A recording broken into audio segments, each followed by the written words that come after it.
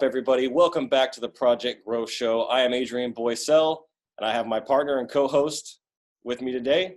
What's up, Chris? Hey, how are you? Good, good. Good to have you.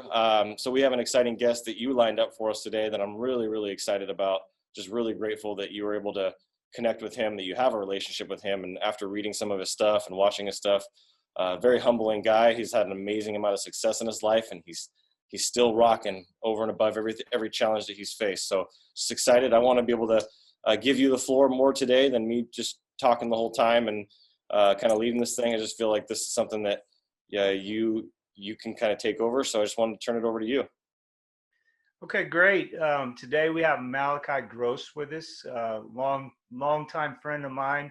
Known him since probably about 2006. We met trying to help a church get up and running with both of our backgrounds. He was doing a lot of video stuff and trying to help them get their foundation set.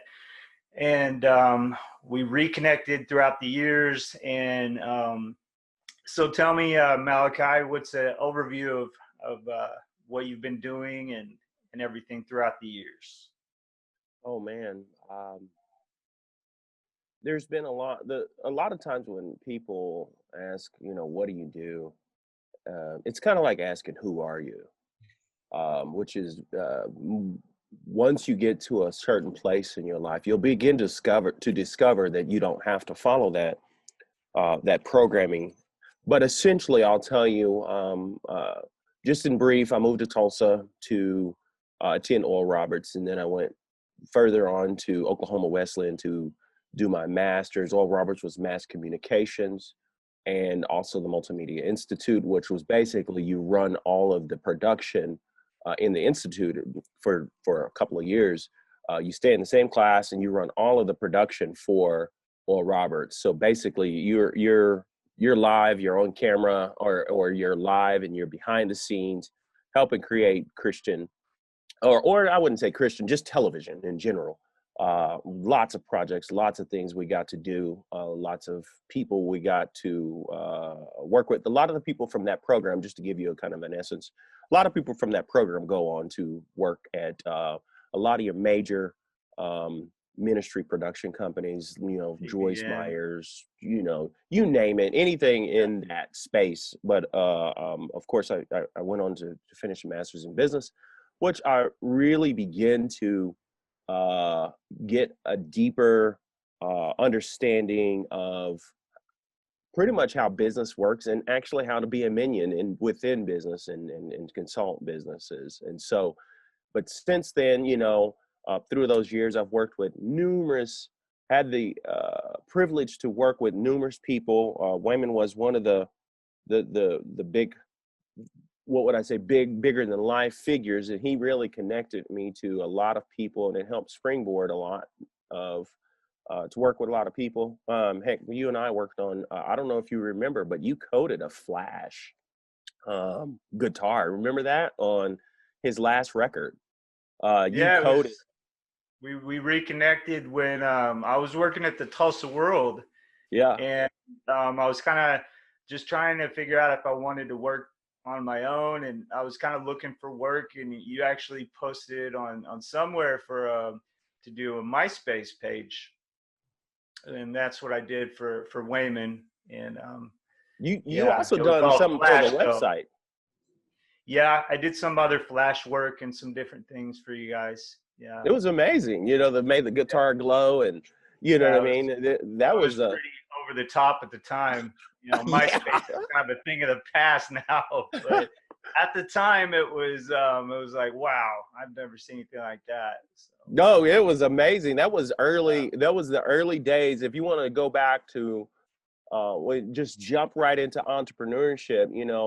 I started doing production and videos and getting involved with that back in. Of course, I've been doing it.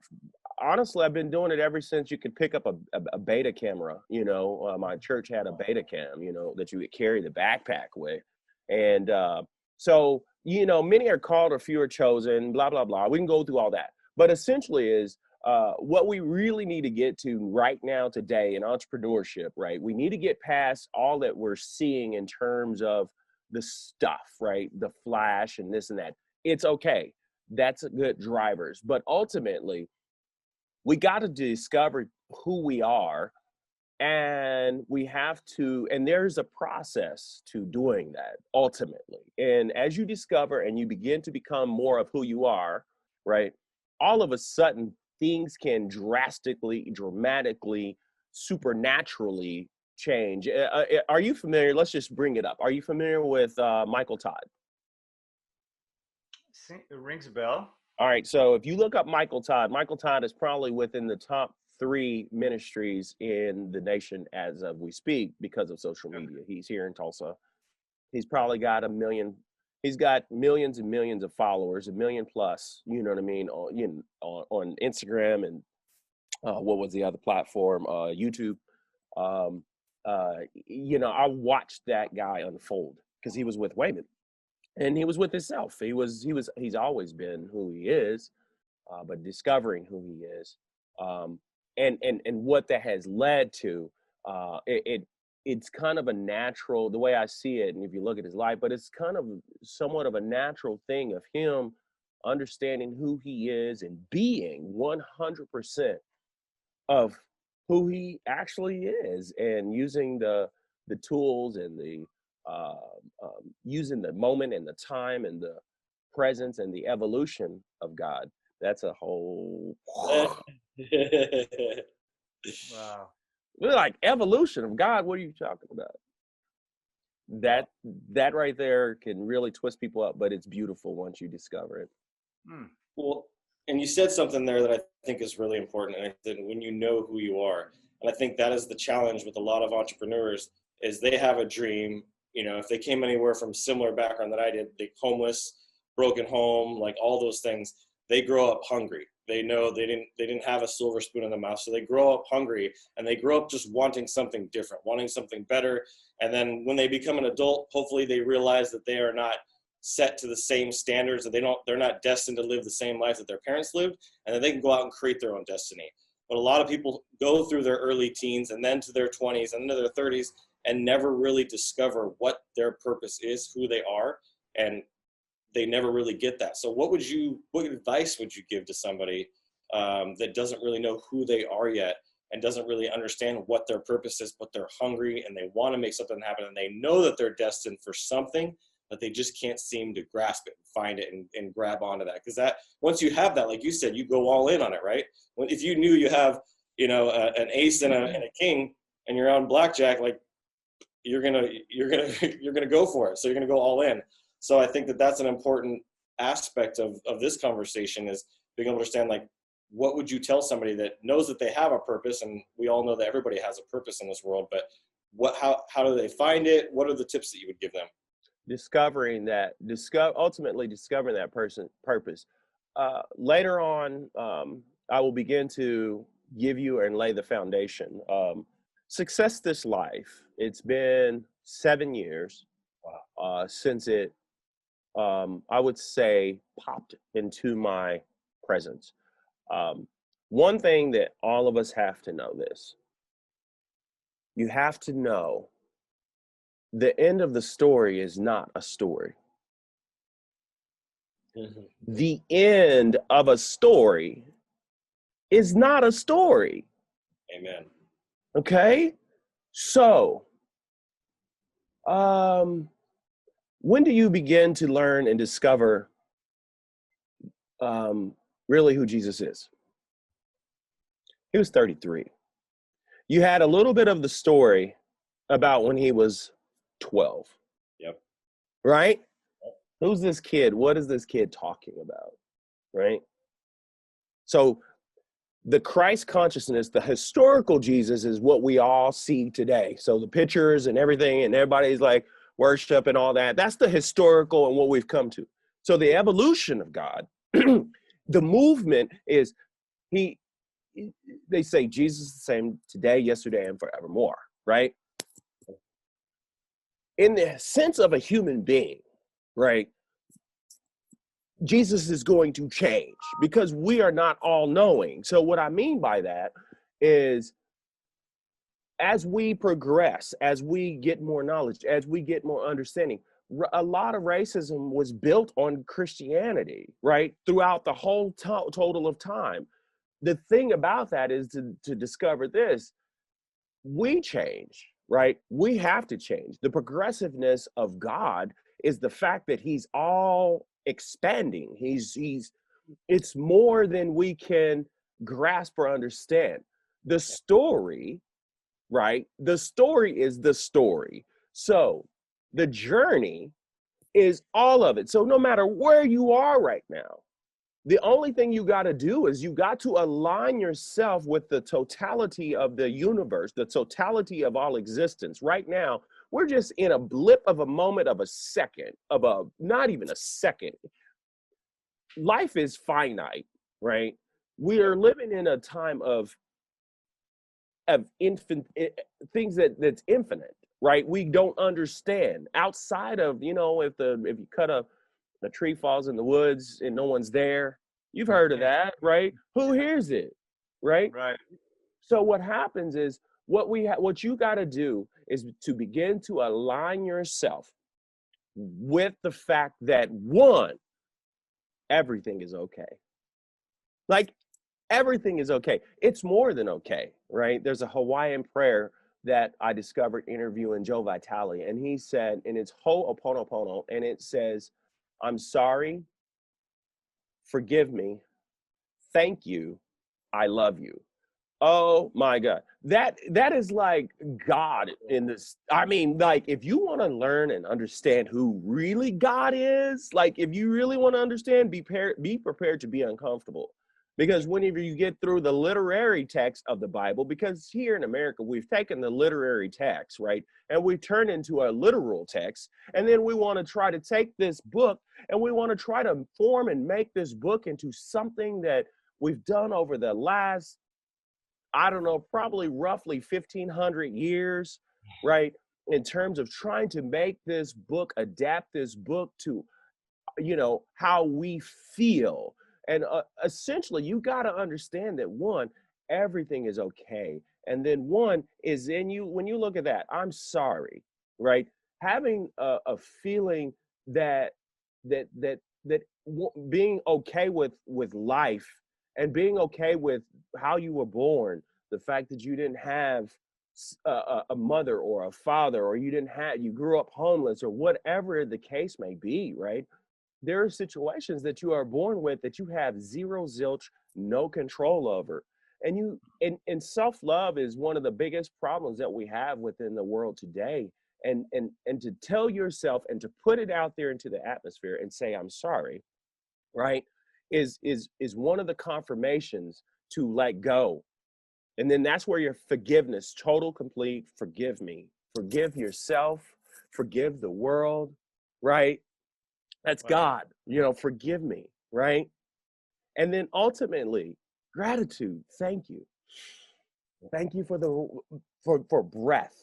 Thank you for creation. Thank you for my creation. Thank you for my ability to create. Thank you for my ability to express. Thankful for my moment in this blip of time of this expression on this place, on this universe, to live and to have this conversation with these guys and to spread it out, right? The collective consciousness to spread out, right? See, when a person came to me recently and he said, do you believe in God? See, what happens is when someone says you believe in God, but whenever you've been through something and you know something and you're connected to something and you meditate mindfulness and you begin to manifest stuff in your life, you don't know God. You don't believe in God. You know God, right? You when you begin to actually possess, because here's what the things that we're headed to. We're headed to true actual miracles now. We're headed to actual true, what I call the ability to heal, the ability to how they say, set captives free, right?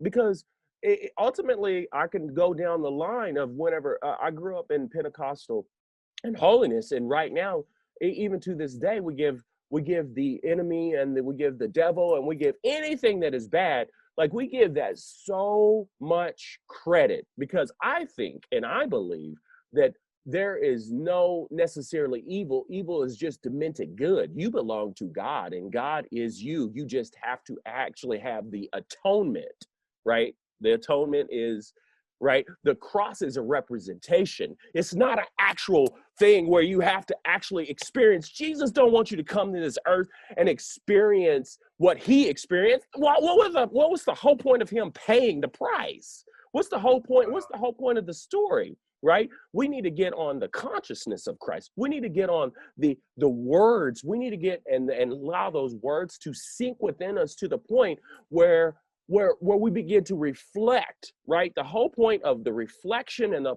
point of the atonement and his death is so that whenever I come, right, in the presence, or when I call the presence, or when I want to feel the presence, right, you don't see me.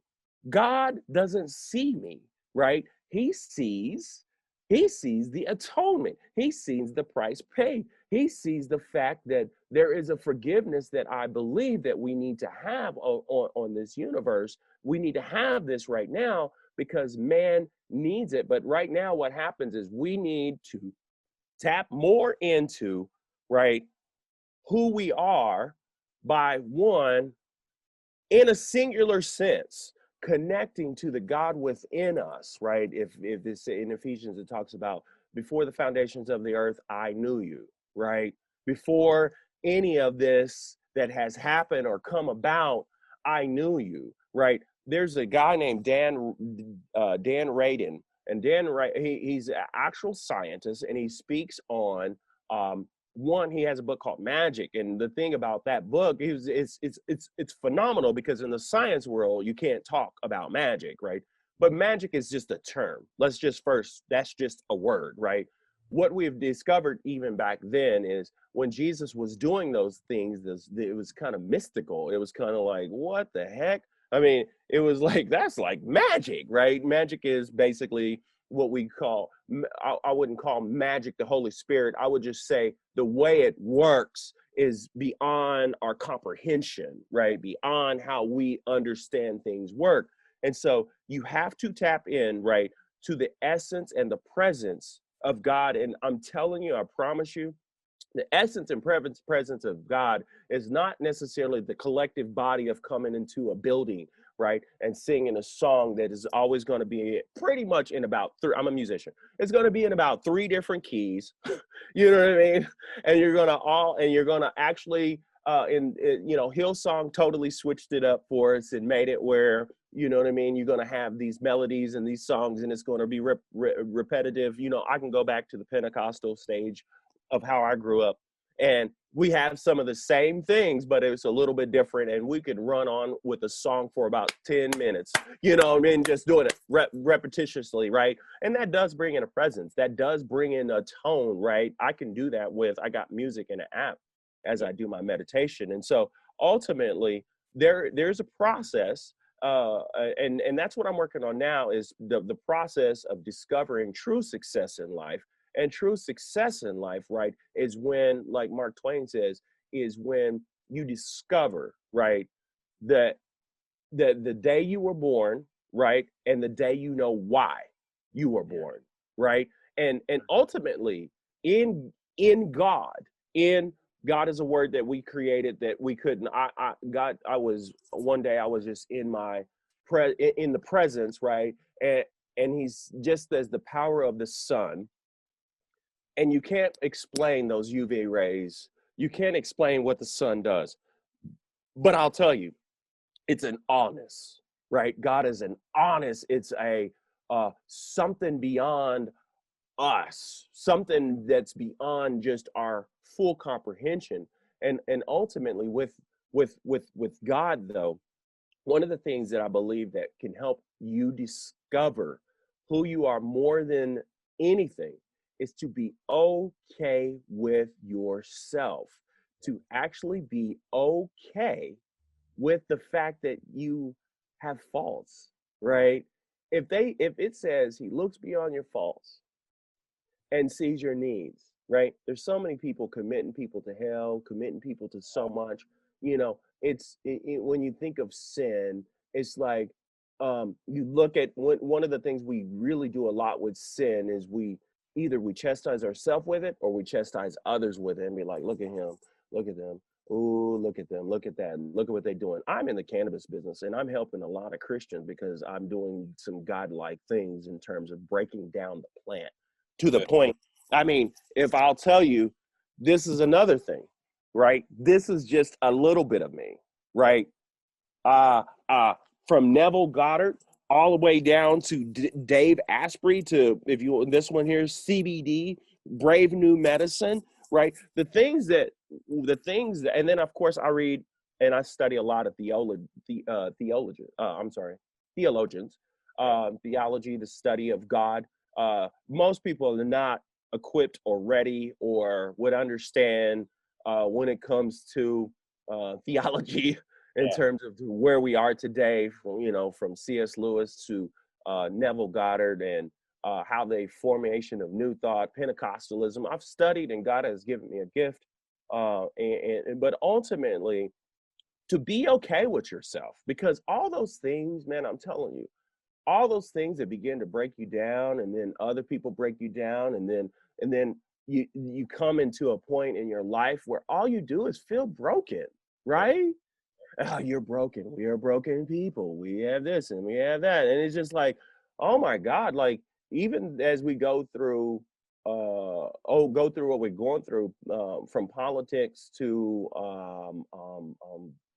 things in life, especially politics, it's jumped on the religious kind of train. And it's like all that stuff can really let you down. Oh, And yeah. and if you listen to it, it's just like, dear God, is this life? And God has given me ability and gift to one is going back to that actual Ho'oponopono. And just a little bit on that Ho'oponopono, that was used by a scientist in Hawaii. And these people were mentally ill, and these people and mentally ill as in I don't believe it was mental retardation. It was more of uh, clinically mental, meaning you could prove it. So they, Depression. yes, depression, schizophrenia, those kind of different things. And this guy would not meet these people. He would look at their name, repeat their name, and he would say that prayer. I'm sorry. Forgive me. Thank you. I love you. And these people slowly begin to be healed. These people slowly begin to actually come out of that, right? We are now, going back to that Dan Radin, we're now getting to the point where science and spirit, and especially, don't get me started with the essence of Christ, right? I have friends that are in all sorts of different religious beliefs, but one of the things that I identify with, one of the things that I am connected with, one of the things that I was raised with, right, is uh, uh, the history of Christianity, but now I'm on the evolution of Christianity, the moving forward, right? We're not hanging people like we used to with it, right? Right now we got youth and people such as yourself that are taking this thing to a whole new level of really being able to connect, right? You got the scriptures, you got everything you've done, but how do I use some of these things to connect to who I am, right? And be okay with it. And then allow my story to be told, and not necessarily constantly focusing on the end, but focusing on the present, right? Yep. You know about the future in the Bible, talking about the future, right? And then we have the past. Everything is now. Everything is present. Even the past, right? The past is now, right? It is now. That's the reason why we're still dealing with race. Is Yeah. because right now, because it's still now. Well, we want it to be, oh, okay. We want it to be not now, but it is now. And it's just as it comes to surface, right? It's kind of uncomfortable to feel history in our face. And I was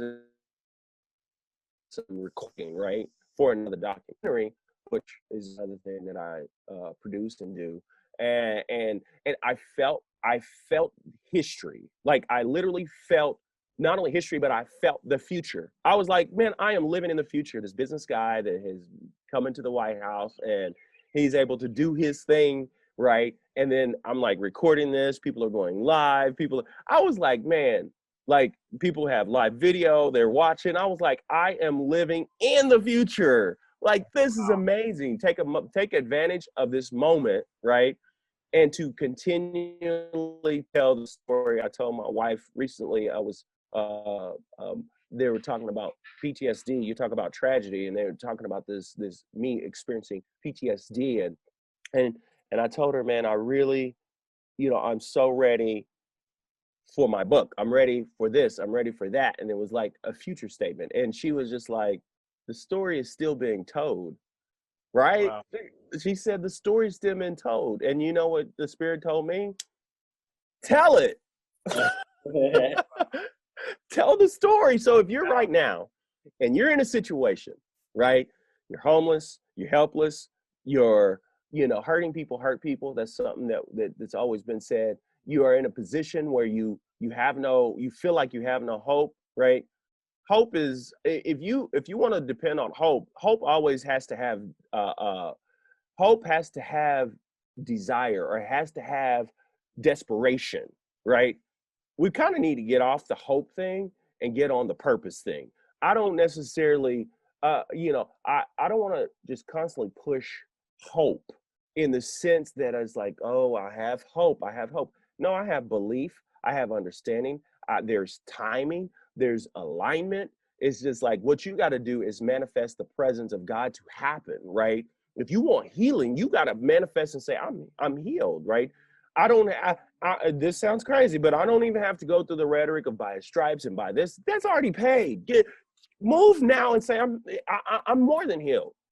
And right now, it's just a figment of my imagination that something's not working, right? So I'm going to be in the presence of, I'm looking at a home, and it was like, okay, wait, if I get a 200,000, it's going to be this. If I get 300,000, it's going to be this. I'm like, one of my dear spiritual mentors, Dr. Gene Day, told me, he said, sometime you could say, God, bless me with what you want to bless me with, right? I'm allow you to work in my life, and I'm allow you to, but one of the biggest things is understand that your story is actually in process. All you got to do is shut up and stop complaining, unless it's going to actually bring something to your life, right, that's going to help it move forward. And if you do have a complaint about something, talk about it, right? Talk about it, spread it, but at the same time, because you're going to get aligned up, right, with some things. And then, of course, later, we could talk more about what I feel is the best process in order to get yourself aligned and get yourself in the right position to understand, one, where you are, where you need to go, right? And then allow things to manifest in your life, and you actually see drastic change, right? Where you be like, oh, there's a check. Oh, Well, where you're at along the journey, right? And I think, like, this last few minutes that you've been talking, you've just touched on so many things and hit the heart of so many things on a basic level.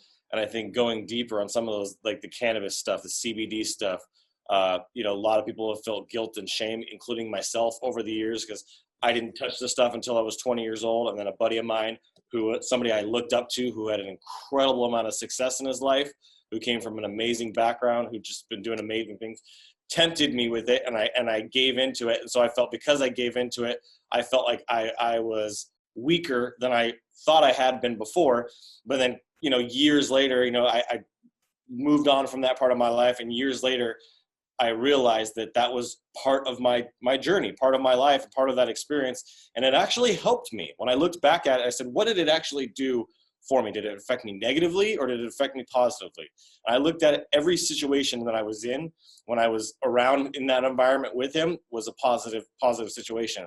I was more calm. I was more creative. I was more relaxed. I wasn't doing it on an everyday basis. I wasn't abusing it, like everything about that. But there was still in the back of my mind, that little twinge almost in the back of my mind, that had this level of Christian faith and Christian background and principles of like, no, no, no, that's a drug. You shouldn't be doing this. But and the reality of it is it brought me joy. It brought me clarity. It brought me creativity. It brought great things to my life. It didn't attract anything negative to my life. So why was I having that guilt and shame? Then you kind of jumped over to, you know, the brotherhood and the tragedy, if you will, of what's going on in our country right now. And I'm literally working on a video today that we're going to put out. It's Mr. Rogers washing not the mailman, but the other guy's feet, right? Yeah, That the is officer. significant. Officer, police officer. All things, right? The police officer's feet. And I'm forgetting his name now, but I've watched that clip probably 20, 30 times now over the years. And he left an imprint on me. And I've had a heart of like, these are my brothers. They got a heart. They're flesh and blood. I love them. Like, I cherish them. Like some of my best friends, like where in my sort of my world and my sphere, there is no racism. And so I understand that that's not true for everybody in their part of the world. But I know that there's healing that needs to happen, but I feel like it's a police officer issue more than it is a race issue, but it's being turned into something bigger. So there's a lot of things that you touched on that are all tragic for people, for youth, for people in our society. And I feel like being present in the moment and having your purpose. Is your purpose to go out there and loot and break windows? Is your purpose to go out there and get high every day? Like, you get to choose and you get to define your destiny. That's the beauty of free will that God's given us. But there are consequences for the positive choices we make and the negative choices we make. So just wanted to say thank you, because there's so many things that you've touched on there that I think it's fresh in people's minds and their hearts right now. And I was even battling, in fact, I have a whiteboard behind me. Actually, you might be able to see it a little bit. And I was writing about the cannabis thing. It actually says it right there, boundaries. Between 12 and 18, I don't believe that somebody should spend, especially youth, should spend any time or pick up or have any involvement in cannabis. I believe. No, and it depends on what they're dealing with. You know what I mean? Like, I have some autistic kids that I work with. I mean, it's a medicine as you apply it, right? There's other things that what it affects is what we call is the endocannabinoid system, right? So drugs, so a phytocannabinoid, just a little bit, phytocannabinoid versus endocannabinoid. So there are things that are aligned within us or in our body as we eat it, right? Boom. This is a basil plant. Yeah. I could smell it. So the essential oils from the plant will do something. I could take this same basil, I can use it on my skin, and it will have a reaction to my body. You got to be crazy if you don't understand that human beings come from the earth, right? Reason why we call her Mother Earth is because we birth from within. All the components in earth are in us. That's the reason why you have iron, you have all these different things, right? Can you do something on this earth that can damage you? I mean, absolutely. I think the motor vehicles we drive are probably more damaging than almost any drug that could be out there. When we start talking about, oh God, just the phone and what we do, what we do with the phone, in terms of not us as consumers, but the creators, right? What we do. And money is a big driver, and it always has been a big driver. And we learn through the years what to do and what not to do, and then you develop unions because the people are falling off the building, and you don't really care. And then now the unions take over. I mean, there's a lot of things that we have to deal with in this world, or this social experiment, especially we call United States. But essentially, with that particular plant, we're just now at the moment, or at the point where we're allowed to begin to study it and actually take it. You see how thick this is, you know what I mean? Take it and actually study and turn it into something worthwhile. And there's a lot. My kids are around it. I grow it. They're learning about it, and they're, I mean, no different than cannabis that a kid, depending on what they deal with, you don't necessarily need it. They've had a little bit of CBD, but the psychosis of the tetrahydrocannabinol, THC, actually can be something that with studies is something that's not necessarily needed to me with in youth. But do you know that THC, tetrahydrocannabinol, is found in colostrum, in the breast milk? Wow. Wow. Yeah, it's found in breast milk. and there's other sources that would have that cannabinoid, Well, that's tetrahydrocannabinol. why my baby's always smiling. I'm just kidding. Right. Well, yeah, there's all kinds of things. And right now we're just at the moment where we can learn. And I'm into microdosing. I'm creating microdose tinctures, which would basically say, hey, I don't want to, from the 420 culture, which is basically what we have lived, is like weed became illegal, and probably from like 1970 until 2018, you know Yeah. what I mean? 16 in certain parts, but 2018, you develop what I've stated as the 420 culture, and all the culture is supposedly a reflection of the plant, and really, through seriously, it's like that is just a reflection of us and how we've responded to the plant, and not necessarily the plant. Actually, there's controversy with it, but there's the plant has another kasabasum, has been stated in the Bible as in healing oil. And I mean, it's just, to be honest, it's no different than grapes. As you ferment the grapes and you have too much, of the fermentation of grapes, which formulates alcohol, which actually has no benefit, ultimately has no benefit to the body, depending on how you ingest it. People try to compare cannabis to alcohol, and it really doesn't, because it doesn't affect the endocannabinoid system. It affects the blood. You might be able to use a little bit for certain elements or issues, or you could pour it on a wound back in the day, but ultimately is different for the body. There's a lot of guilt that people feel, and there's a lot of abuse. But I mean, to be honest with you, we in the system abuse sugar, and we abuse food way, way, way, way, way worse than we would say how people are affected and infected with not necessarily just cane sugar, but then the things that we would make uh, within a lab, high fructose corn syrup, in order to sweeten stuff, and what that does to the human, it does to the gut, and then it does to the human brain. And then before you know it, you have no idea what's going on, and you're just snacking and eating and doing this and doing that, and then you're craving and wanting, and heck, I mean, we're dealing with more issues in our body and cancers and everything else from the environment and food and eating out. And one thing I'll tell you, you mentioned something. You said how you felt about whenever you had partaked in ingesting cannabis, and that guilt and that shame. A lot of it comes with history. Some of it can come with the abuse of others, and how others, and the reflection of how they will use it or do it, and because it was 14 years I was around it, and it was probably 14, 15 years that I wasn't around it, and it was just crazy. And then I had a trip to Jamaica, but just me and my wife by herself, and that was kind of an eye opener. And then as we began to process, I had a messianic Jewish doctor that was my mentor, and he entered in 2015. He introduced me to CBD, and he told me to study it, and that's when it was just like cannabidiol, and I began to study it. And by 2017, I was real. My wife had she was dealing with autoimmune, and so I began to study and research the just a lot to do with the body and health. And even right now today, my current physician is 85 years old. He's a DO.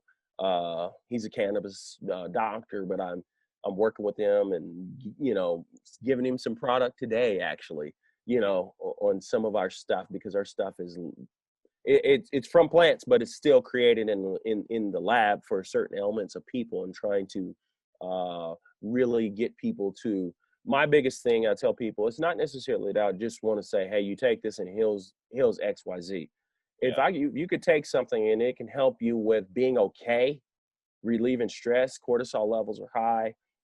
Stress is like rampant just by turning on the TV. I don't care what you're watching, especially news or 24-hour news, anything that can get your cortisol levels up. And it's like, if you have just microdose and you do a little bit of this, you could just ease your mind, and then certain things can actually help you be more creative.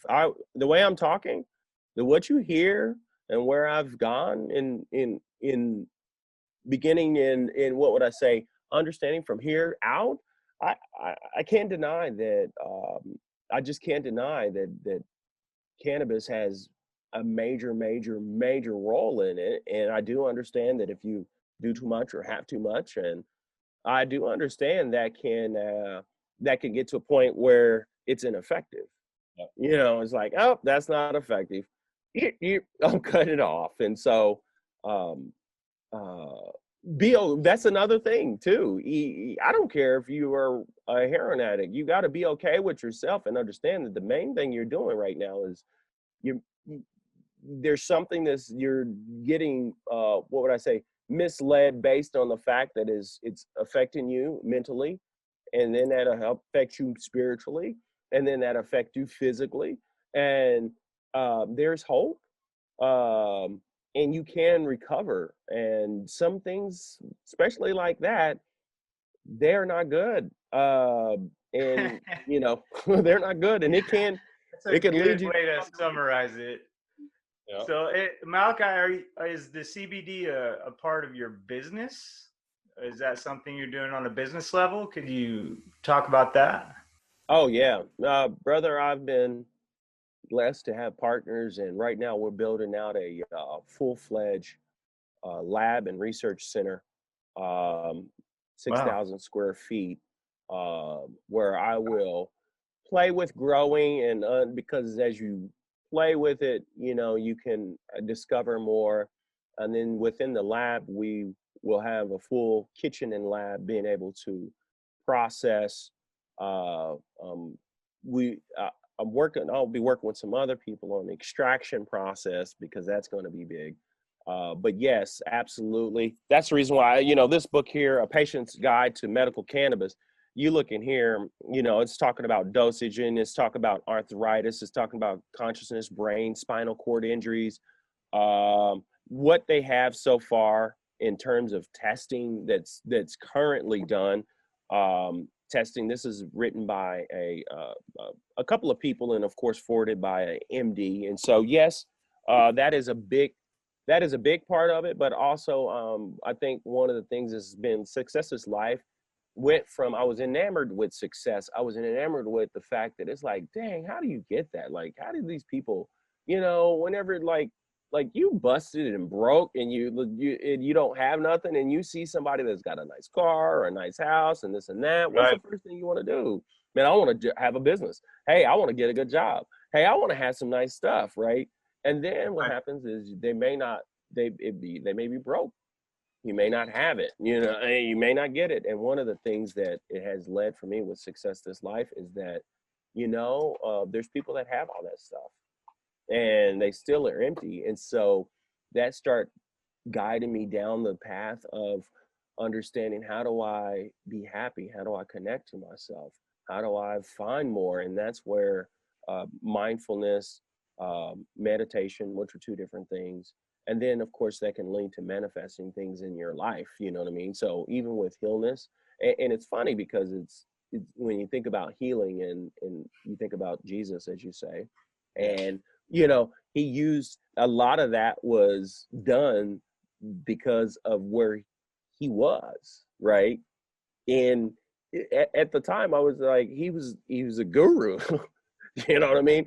He had he was at a moment and in a place that he was in tune, you know, in being able to do that. And I believe, and I know 100% we can do some of those things with that process. Most people think about meditation, and they think about mindfulness. They tie it to a religion or Buddhism, and it's like they've been using it, but that's two different things. Being able to sit, pace, you know, being able to collect your thoughts. I call it a mental exercise, where thoughts come in, the synapses of the brain, it allows these thoughts, and you got all these different thoughts, Yeah. right? And then something within yourself, you can, and you'll say, no, breathe. And so as you breathe in, it cuts those off. You breathe in, breathe out, it's cutting those off. And the more you do that, what happens is, as you go you'll start hearing self-talk. It's weird. You'll start hearing self-talk, and you'll start hearing it, and you'll be like, wait, I'm actually being jealous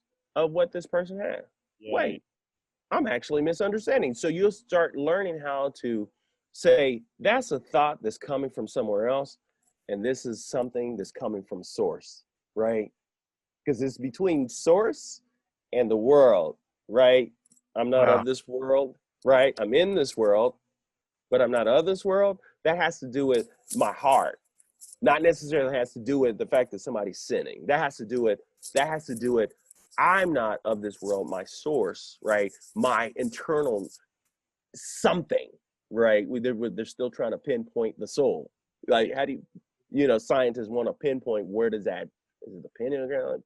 Where does it come from? And so I know one thing is you can actually exercise that gift. And as you exercise that gift, you will begin to not only relax more, and cannabis can help, but you can also begin to be more creative. You'll begin to be in the right time and the right moment. And then you can get to the point where things around you will begin to shift, right? If you ever get a chance, look up water and how water can be actually cursed, if you will, and then water can be loved. And now they've looked at the structure of the water and the molecules and how it changed the water, the molecules. Incredible. Wow. I feel That's like awesome. I got a couple things that came to my mind while you were talking that I feel like are really coming right now. And one of the things I thought about was almost circling back to purpose, because you mentioned Jesus again. And one of the things that came to my mind is this show was founded in faith, right? It's not a Christian show. Even though I follow Jesus, I don't condemn somebody for believing what they want to believe. If they have their God, they believe in God. I feel like faith is the foundation. It's the first step. So that's why I didn't call it a Christian business show or a Catholic business show or anything like that. It's a faith-based business show. And so with the word, Jesus that I use and me having an affinity towards that, I've thought about my purpose. And fairly recently, I was having a conversation about the victories of life. If you went through your life and you lived a humble life and you didn't achieve success defined by society's terms, but success according to the kingdom or success according to Jesus or success according to your faith, whatever your faith is, and you go through your life, think about the power of Jesus. And then I thought about his followers and the people that just followed him. Think about the life that they lived and where their life ended up and the journey that they went on with him.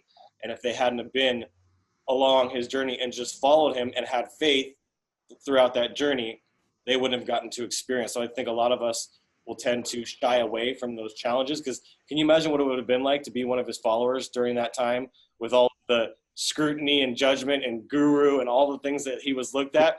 It was uncomfortable. There was a lot of growth that happened for them. We hear those stories of John and thrown in prison. I mean, it was not an easy thing to be a follower of Christ. They didn't have riches. They didn't have houses and fancy cars and cell phones and fame and TV attention. Like, they didn't get any of that. And so a lot of people are chasing after that, especially even in the faith world, I think Absolutely. more than it needs to be. So this is just something that's just flowing into my heart right now. And so I feel like if you could leave this world with one thing in mind and one realization that the greatest victory of your life has already been won, is that he died on that cross and lived and died for you, specifically for you as the individual, not just he just died for all of us. No, he died for you, for your sin and for your life. That puts everything in perspective. Everything else is a win from there. And so I think a lot of people don't have that foundation. They don't have that belief, and they miss that secret ingredient, if you will. And they look for something. What is my purpose? What is my mission? What if it's just as simple as that? What if he just wants you to lead you to him, and your success is your relationship with him? Aren't we supposed to have a relationship with our creator, whether it's Jesus or whoever you want that creator to be? That's the key, is the relationship. So I feel like that is where my life has been leading, is that relationship with him. Now I'm taking that relationship and I want to lead that with other people. Is building relationships in business is my key. Relationship marketing, like everything is coming back for me to relationships. My relationship from now with you and meeting you and getting the opportunity, like, man, what a cool guy. Like, I want freaking dreads like that. Like, look at this hair. That's funny. Hey, I'm gonna So tell you, you do know we're a reflection of each other. I'm just another version of you. yeah, right. That's awesome. I love that. So I don't know. That was something that was on my heart. I felt like with the cannabis thing, with all of the different things, cannabis, like just a quick story. Uh, in 2011, I had more business coming from cannabis shops in California here because they were exploded. I mean, from 2010 to 2011 was explosive. And at the end of 2011, they shut all of them down. It wiped out a bunch of my income. And I was like, oh man, see, this is why I shouldn't be involved in this. It's just not legit yet. And I just got to focus on dealing with legitimate corporations and go after these Fortune 500. And I was doing what the world was telling me. And then full circle comes around and I got really deep into my faith from 2011 all the way until 2017, 18 I was just like deeper than I've ever been in my whole life and had an intimate, really true, intimate in my word every single day, like just deep relationship. And I went into a situation where a guy approached me after I was at a speaking event and he said, hey, I have a cannabis company that we're going to do as a direct sales model where, you know, you bring somebody in, it's the MLM type of direct sales model, but we're doing it totally different than typical direct sales. We're just implementing that sales strategy as bringing other people into our community. We're building a community and it's a members only thing, but it is cannabis. And, you know, there is THC in our products. That's what's going to be rare and unique about it.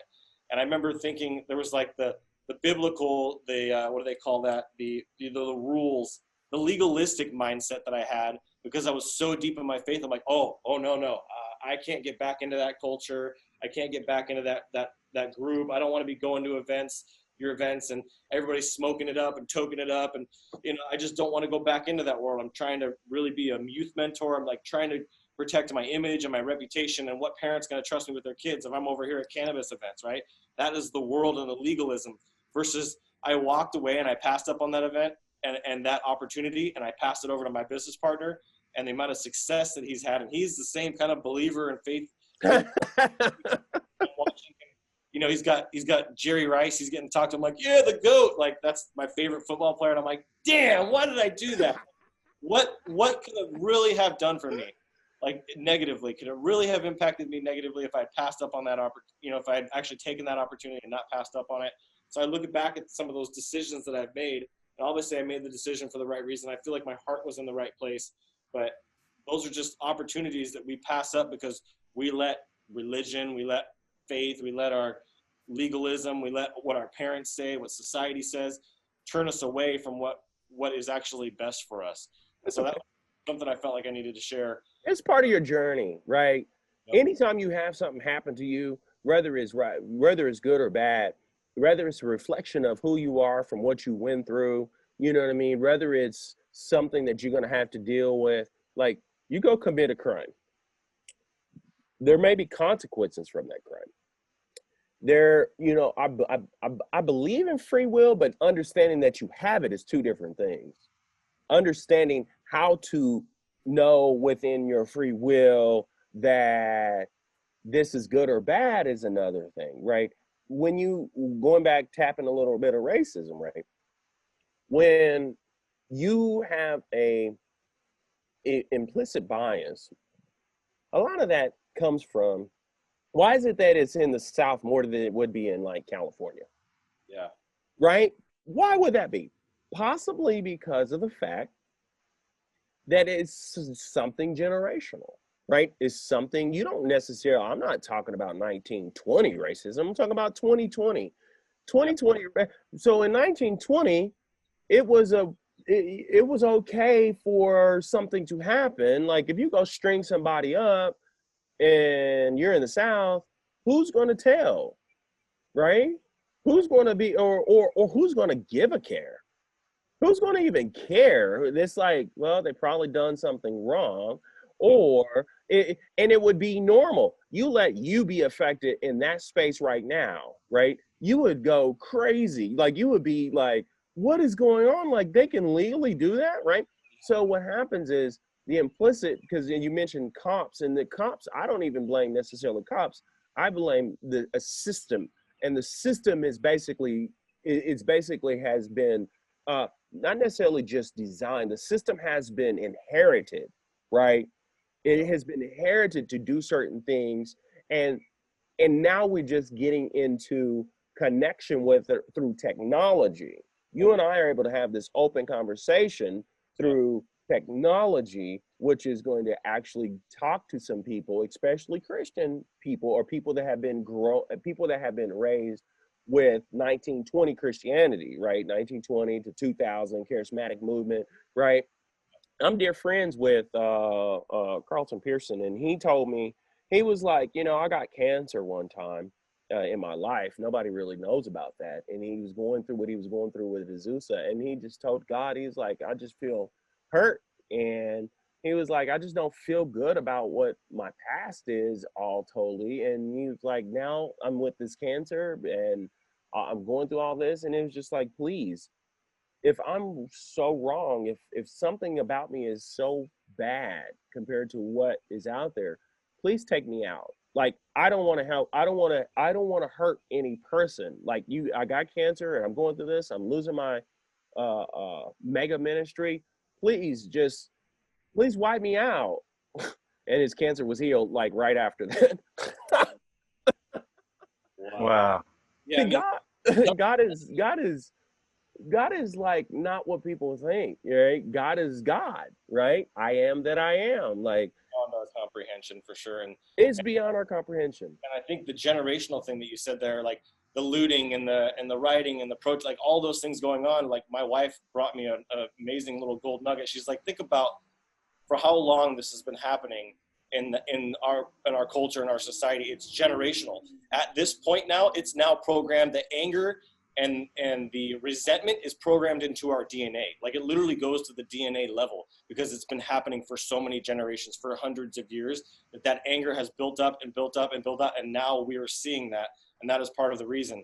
And then I started like really thinking about that and researching it and talking to my other friends and just getting information from that community and realizing, like, holy moly, it makes perfect sense why you're out there freaking angry and showing the system that it's broken, right? I get where you're coming from. I'm not saying that it's right, but I understand where you're coming from, and I feel that pain, and I can see that pain visually. Like, it comes across now that I see how real it is, like broken glass sweeping off the street that my wife was out there doing a few weeks back. Like, that is a real thing.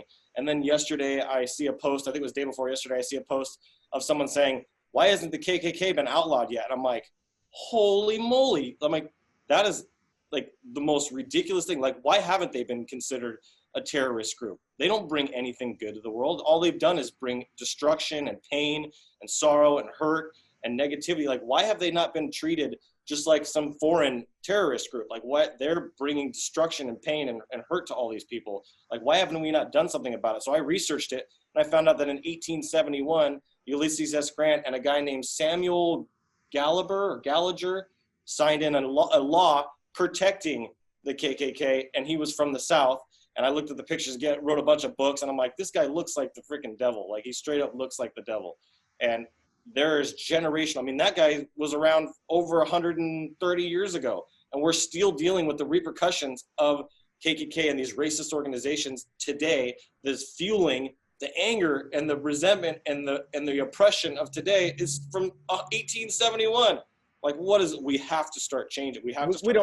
It's hard for us to connect, brother, it is hard for us to connect to the fact that 1871, in the totality of our existence, right? And I'm not talking about, let's just say the totality of not just the existence, let's just say let's just say 1,000 years.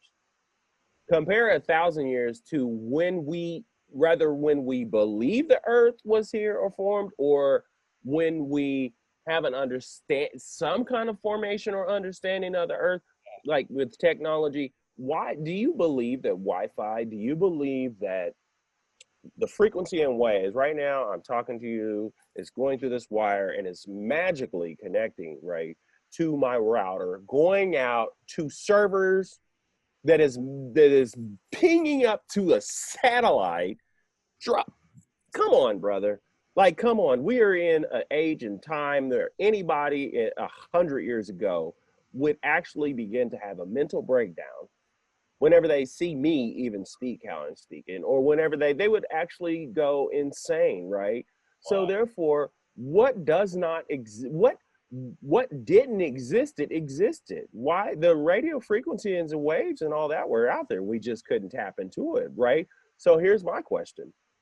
What in God that's not created that we need to create? What in the essence of life to this day? See, healing, a lot of healing that I'm working on, besides getting a little boost from cannabis, a lot of healing that I'm working on is going to come from within.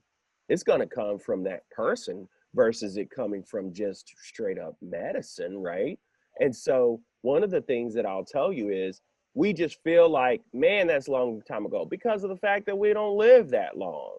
You know what I mean? Like, if you want to look at the time that a person on the earth, because we went from living for a long time to living to a short time. Now we're living a little longer, right? It is possible for a human body to actually begin to last longer.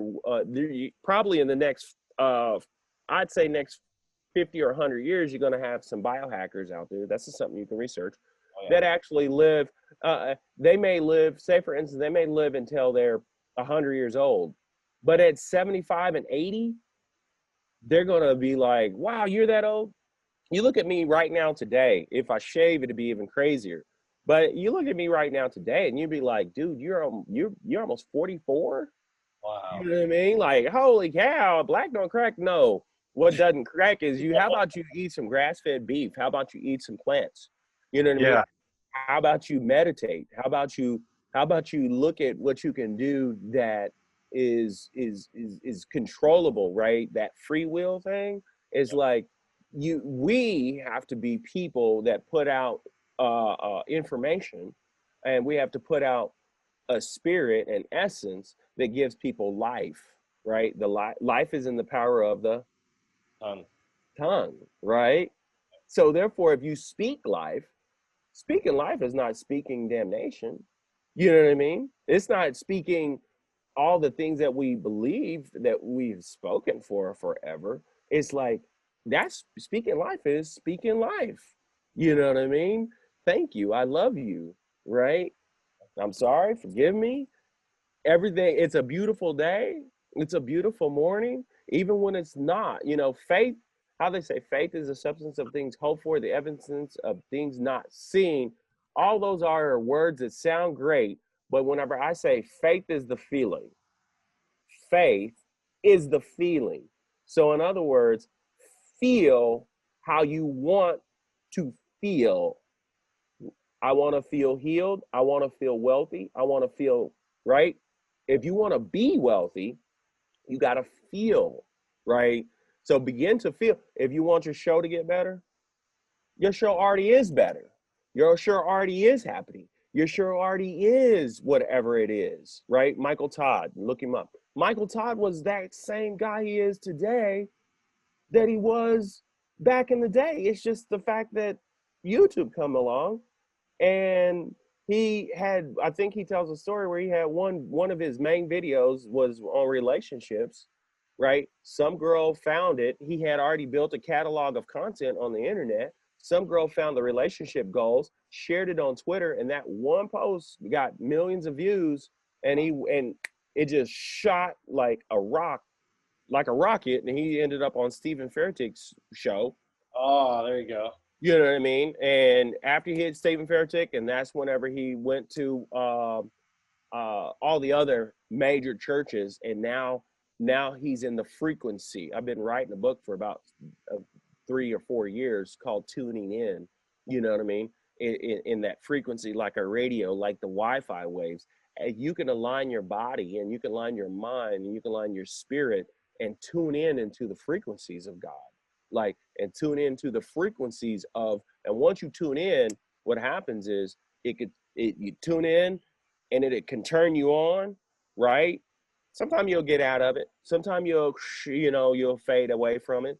But what happens is once you begin to do that, and that is not, man, somebody will probably strike me down, but a lot of old schoolers and baby boomers, that tuning in for them is how many times do I go to the church? How many times do I go to? How many times do I go to the church? How many ministry groups I'm a part of? How many times do I help this one do this or help it? Man, tuning in can merely just be for me, it still comes down to mindfulness and Mindfulness is more of collecting that you are existing. Mindfulness is I'm mindful that I'm having this conversation with you. I'm mindful that I'm slapping my legs. I'm mindful that I hear the birds. I'm mindful that I see the trees. I'm mindful, right? I'm taking a moment and I'm collecting the mindfulness that I'm sitting in this chair.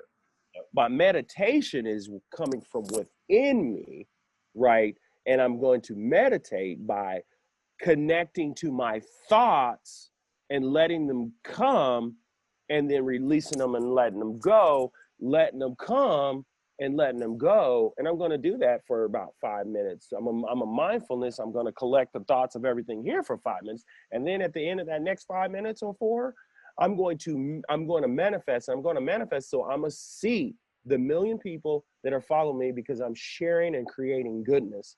I'm going to see and I'm going to feel the home that I'm living in. And the reason why, like one reason that I know for a fact that I'm moving into my new space and new home is because of the fact that I'm ready to bring people in, more people in. I'm ready to, I was talking to my wife about it and for some reason she's talking about adopting some kids. And I'm like, wait, I don't know about all that. Although I still think I really think I want the whitest of white boy, right? And and let him grow up and then be like, hey, you need to meet my dad. They'd be like, oh, what? What? Yeah. That's your dad. Just to mess with people's mind. I'm funny. But anyways. I love that. How funny. So, all right. Well, Chris, do you have any other thoughts? Anything you want to add? I'd love to know what I know you're working on the documentary, what you have coming up. There we go. Oh, yeah. Some of the new things. Stay tuned. Success is Life is changing. It's changing drastically because I'm going to have all the stuff I've been talking about. I'm going to have some mindfulness and meditation stuff. I'm doing a lot of high influencer coaching, and now I'm materializing it.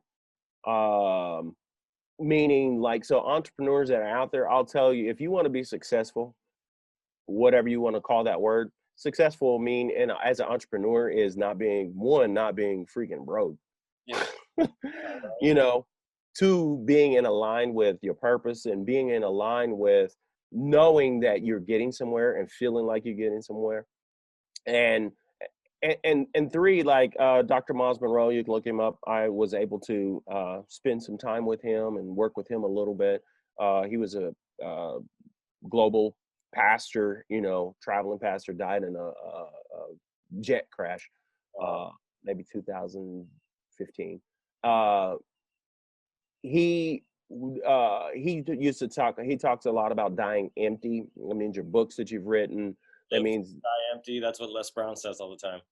Les Brown was really good friends with Dr. Monroe. That's probably. And yeah, they were really good friends. Dr. Monroe done really well. And my thing is, coaching is the future. Information is king. The right information is it's like information. It can be king. Bad information is not necessarily king, but having the right information can align you to your goals. It can align you to your purpose. It can align you to everything that you're seeking.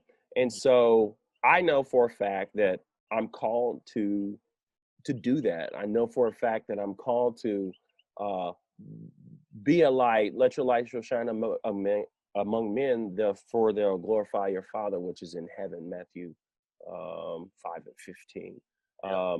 So therefore so that doesn't talk about a lot of legalism, and I'm just not a big proponent of the person that is going to try to align people with God in a way that I feel what I went through myself personally. You know what I mean? I went through so much personally, and I still can go through things personally. And I'm beginning to come out. I have this book here, Choose Your Journey, that I've been, and it's just basically blank pages, and it just allows you to open yourself up and talk. And there's a lot in our childhood, not necessarily from a clinical status, but a lot of our childhood, and a lot of us are programmed to do a lot of different things, and we have to rewrite some of those programs. And then hopefully my kids rewrite some of those programs that I've been programmed. And so what I'm biggest thing is I'm putting a lot of time in Success's life. I've had clients here in the marketing space for a long time, and I love and I dig into marketing. But ultimately, I know that I have to align, especially at my age, it's like, I got to align myself with um, doing what I'm doing now, right? I got to align myself because there's so much built up and built in how people go out and loot because they frustrated, they don't know, and it's wrong. But I mean, what else do that we are like we're earth smart animals, right? You know what I mean? Oh, I want to build something. Let's build a big tower. Oh, it's probably going to fall. Oh, we need to do it better, right? Looting and all that stuff like that. That's just, it's a reflection of us, right? People want to distance them, say that's them and this is me.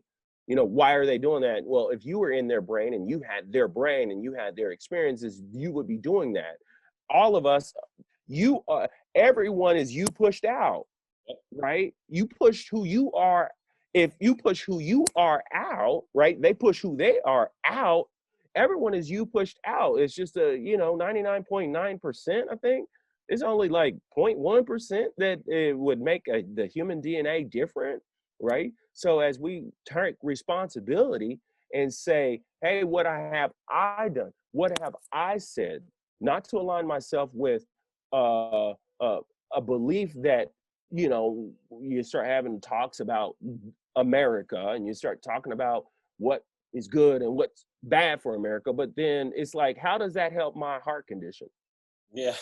How does that help my how does that help my life, like in terms of pay my bills, or how does that help my sickness, or how does that help me excel, right? So what happens is getting the right information and getting coaching and you know how much I take in, like my Facebook. That's one of the biggest things I'll tell you is my Facebook feed. I'll look at it, and if it's not something that's going to bring me hope or bring me joy or actually lift me up, I will pull it away, or just basically say I don't want to see that. Every day I will look. I might drop in and get a little bit of Gary V. Yeah. Every day I might drop in and I might get Joe Dispenza. If you ever heard of Joe Dispenza, you know what I mean. I might drop in and get a little bit of maybe Lewis Howes, or I'm really cool with through Carlton, cool with Rob Bell. I mean, every blue moon, I might talk to him. The Tom Billius of the world, Tom Billieu, yeah. Like I might get some of those.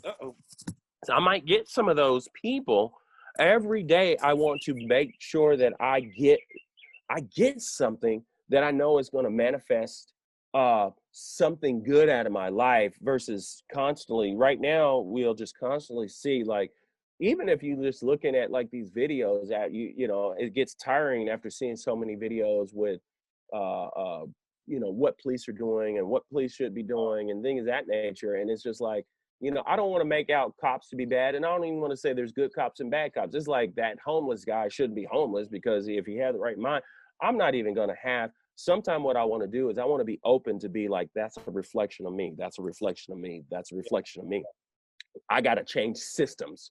The homeless problem is not a person problem. A homeless problem is a system problem, right? Race and cops doing what they're doing is a system problem. They have been baptized into that, right? They have been baptized from their childhood. Yes, there's people that need fixed, or people that have issues, like you take somebody that's a serial rapist or something. What happened to him? Not, oh, he's bad, lock him up.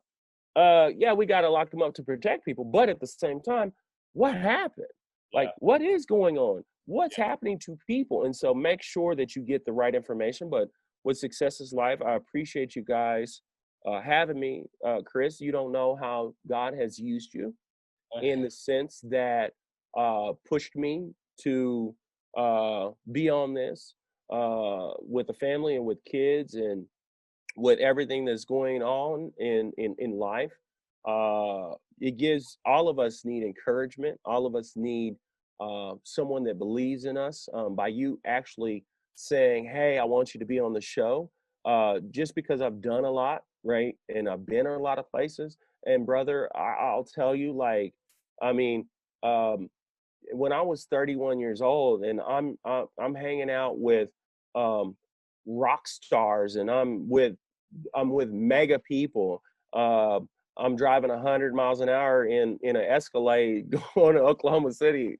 You know what I mean? Like, I knew I was on my way to the top. A friend of mine told me, he was like, greatness. He's like, man, you've been around so much greatness. That means you're not too far from it yourself. And I was just like, yeah. So Oh, by now, I thought I thought in my head what I feel like I should be, and never knew that I was going to have to go through some more stuff to get aligned with who, not only who I am, but so that I can have actually great success and not be in the position to me where if I didn't go through what I've been through, I might be out there cheating on my wife.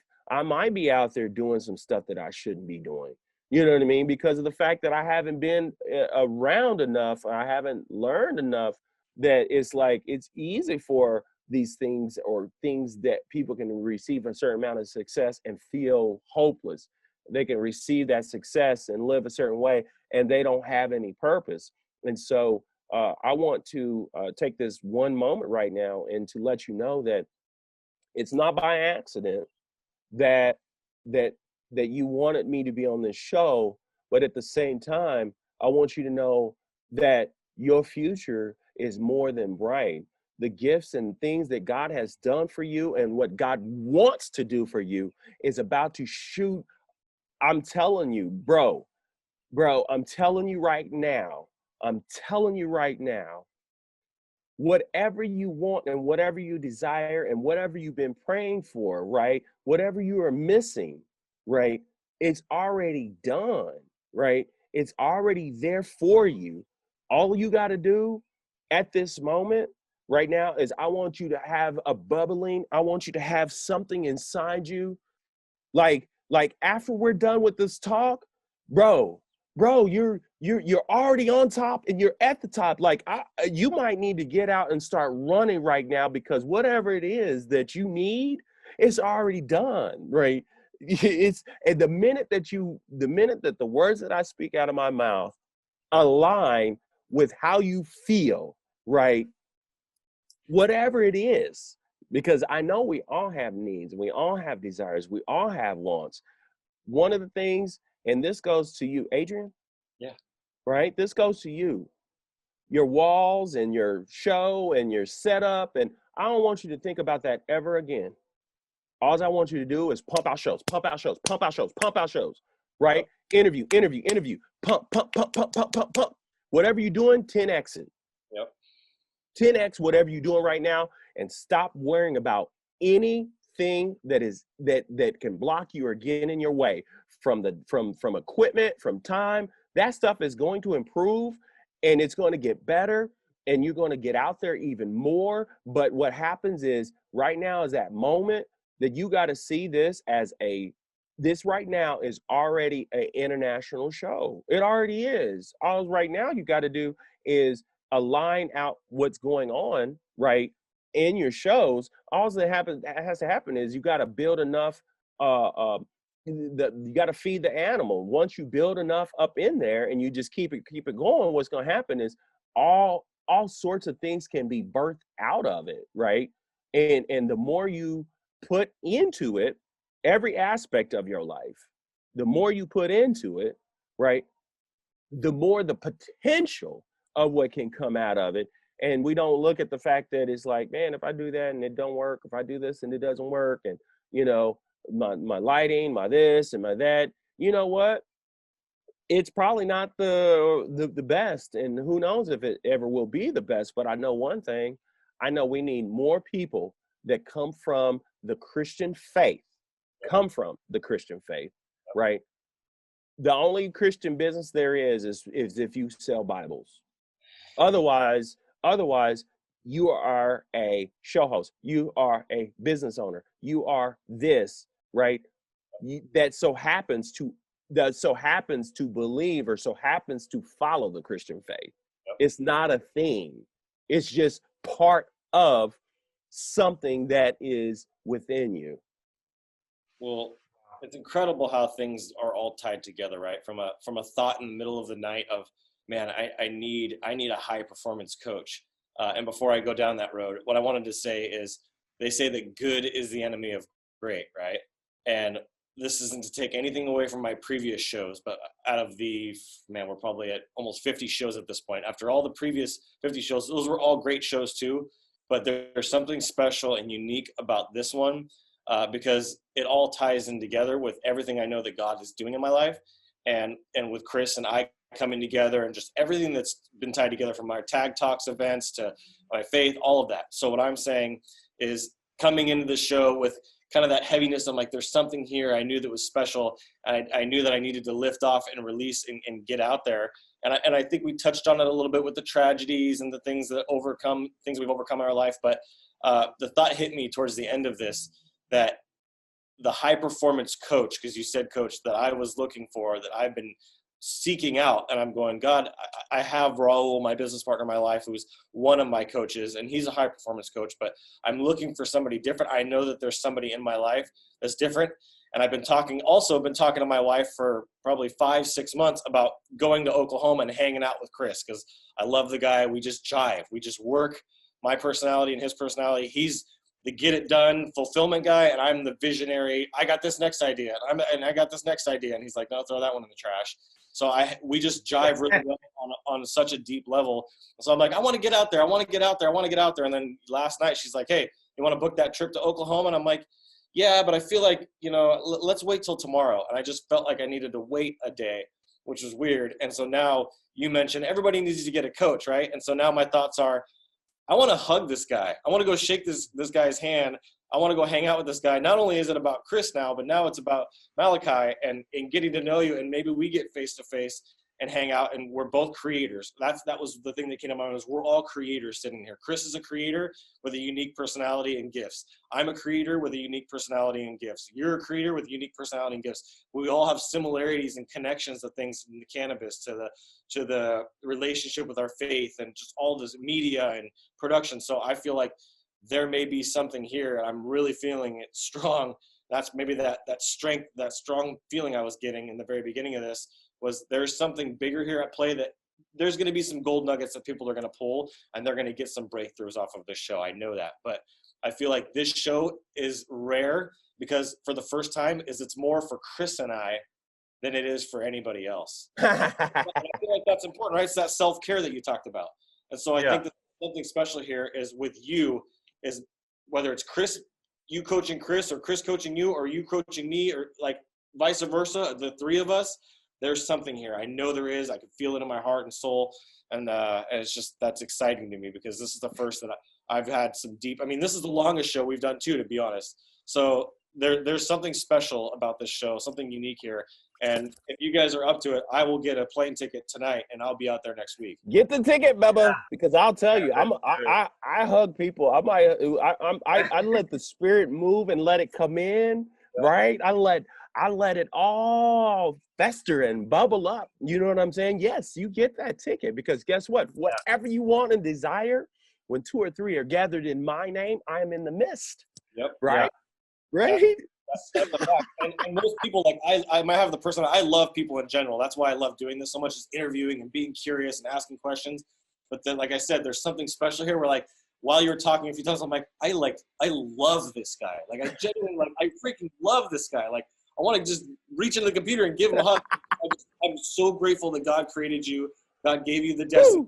He gave you the purpose. He gave you, it's like radiating out of me, dude. And I thank you for that. I'm so grateful that you said yes. That's all it took, right? It's just saying yes.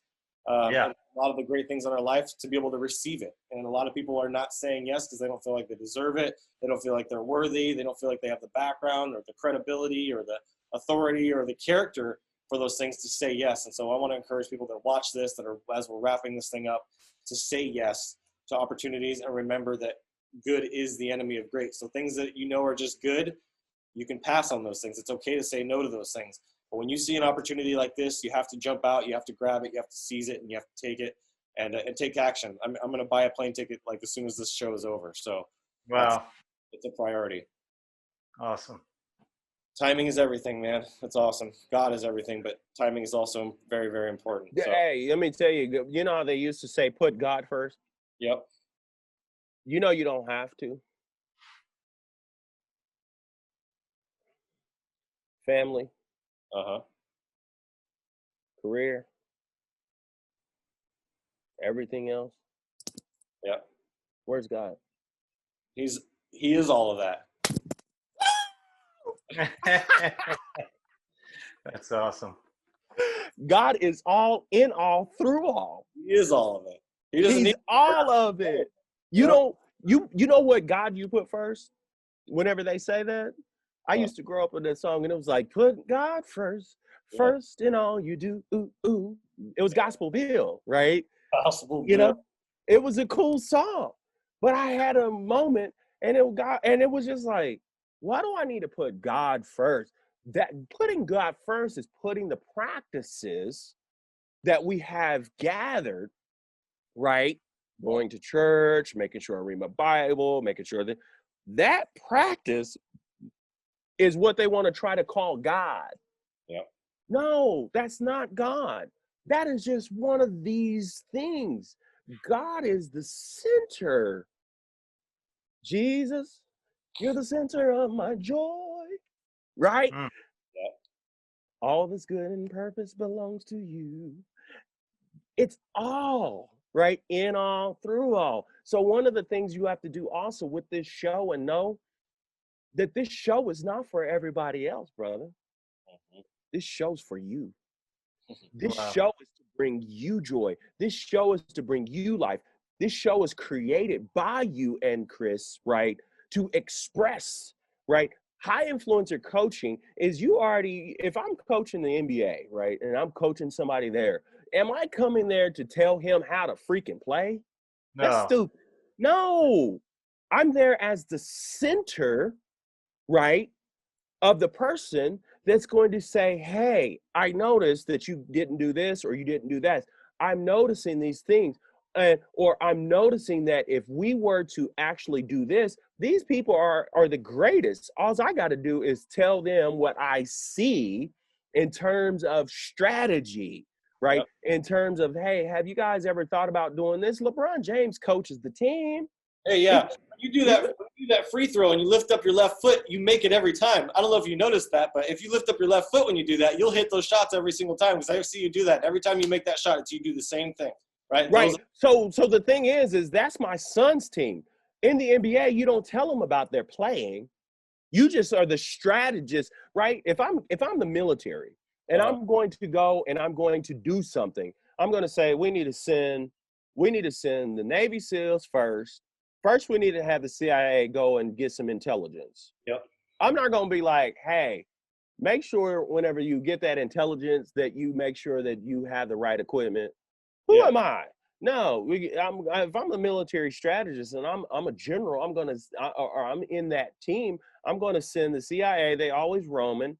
Then after send the CIA, then I'm going to slowly begin to send, and then I might send the SEALs. You don't send the Marines into something that the SEALs are coming in there to actually do what the CIA has discovered. The CIA are not actually people that, they don't go and take care of business. They go collect information, and so I only tell you that just because of the fact that understanding, especially with high influencer coaching, I already believe that you're on the path. What I do is allow to open you up and allow for what's inside of you, and then possibly give you some strategies and tools.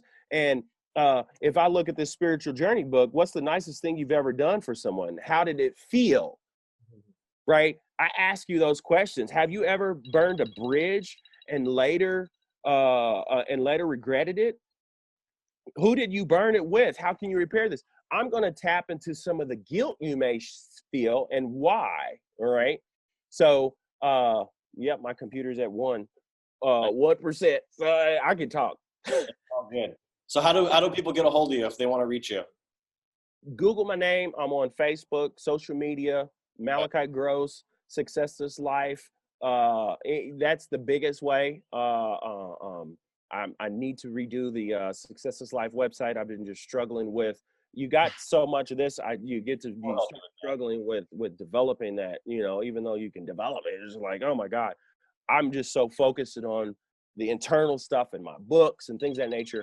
But essentially, you can connect with me. The biggest thing is probably going to be, all the social media channels. Perfect. You know what I mean? It's Success This Life. We'll drop a link in the description on the video that we upload and in the description on the podcast. And I'm going to be out there, and if not next week, the week after at the latest. And I'm going to be out there for at least for a couple of days and hang out with you guys, and hope we can make some time to grab some lunch and know each other. No, we can put you in line and then. Oh, we lost him. We lost him. Well, that was a great interview, bro. That was a great interview. Yeah. I'm looking forward to connecting with you guys and actually getting to meet you even face to face. So this will be fun, and we'll just wrap it up. So thank you guys so much for watching. Thank you for being with us on this longer, extra special episode is what I'm going to call this. I don't even know what we're going to title it because there's just so much amazing information that we shared. But Chris and I are just very grateful for you. We look forward to seeing you on the next one, and we hope you enjoyed it. And if you guys need any help, need a mentor, need a coach, you know how to get a hold of me or Chris, and just reach out to us. We want to be here for you. We want to support you. We want to see you reach the level of success that you want, desire for your life, and that God's called you to. So we love you guys. We hope you have a blessed day. And as always, keep looking up.